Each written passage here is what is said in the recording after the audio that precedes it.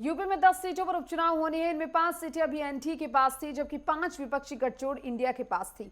दोनों ही पक्ष इनको अपने पाले में करने के लिए जोर लगा रहे हैं और इसी कड़ी में सीएम ने विकास संवाद और साथ के जरिए उपचुनाव को साधने की कोशिश शुरू की। क्षेत्रों में पहुंचने से पहले मंत्रियों की टोली और इसके साथ ही जनप्रतिनिधियों के साथ संवाद के जरिए यहां के मसलों और मूड को भी वो टटोल रहे हैं। इस रिपोर्ट में देखिए।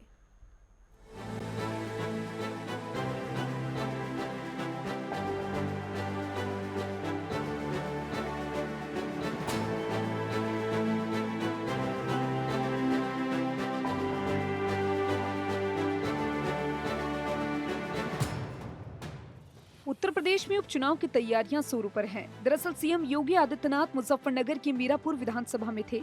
इस दौरान उन्होंने 310 करोड़ से अधिक योजनाओं का लोकार्पण और शिलान्यास किया, नियुक्ति पत्र बांटे और विपक्ष पर इस बहाने सवाल उठाए।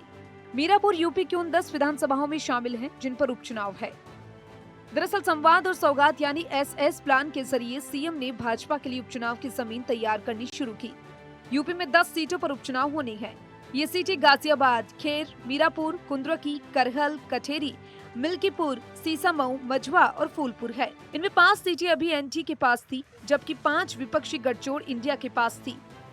दोनों ही पक्ष इनको अपने पाले में करने के लिए जोर लगा रहे हैं। इसी कड़ी में सीएम ने विकास संवाद और साथ के साथ उपचुनाव को साधने की कोशिश की। क्षेत्रों में पहुंचने से पहले मंत्रियों की टोली जनप्रतिनिधियों के साथ संवाद के जरिए यहाँ के मसलों और मूड को भी वह टटोल रही है।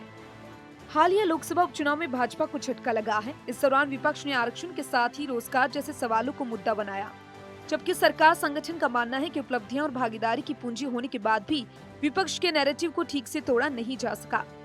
उपचुनाव में इस कमी को दुरुस्त करने पर खास जोर है।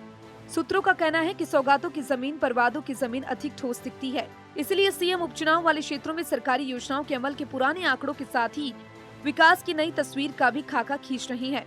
इसमें इंफ्रास्ट्रक्चर, सड़क, स्टेडियम जैसे आकांक्षाओं को खींचने से साथ ही रोजगार की महत्वाकांक्षाओं को पंख लगाने की कवायद भी शामिल है, जिससे जब उपचुनाव में विपक्ष इन मुद्दों पर भाजपा को घेरने की कोशिश करेगा तो जनता तक पहुंचाए काम के भरोसे काउंटर आसान होगा। विकास संग मुद्दों की धार।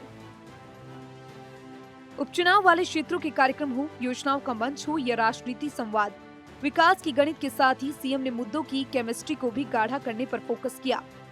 अयोध्या के मिल्कीपुर और अंबेडकर नगर के कठेरी में उन्होंने रेप की घटनाओं में सपा नेताओं की नामजदगी को और उस पर सपा के शीर्ष चेहरों के रुख को निशाना बनाया। हालांकि अभी उपचुनाव की तारीखों का ऐलान तो नहीं हुआ, लेकिन सियासी दलों की तैयारियां जोरों पर है।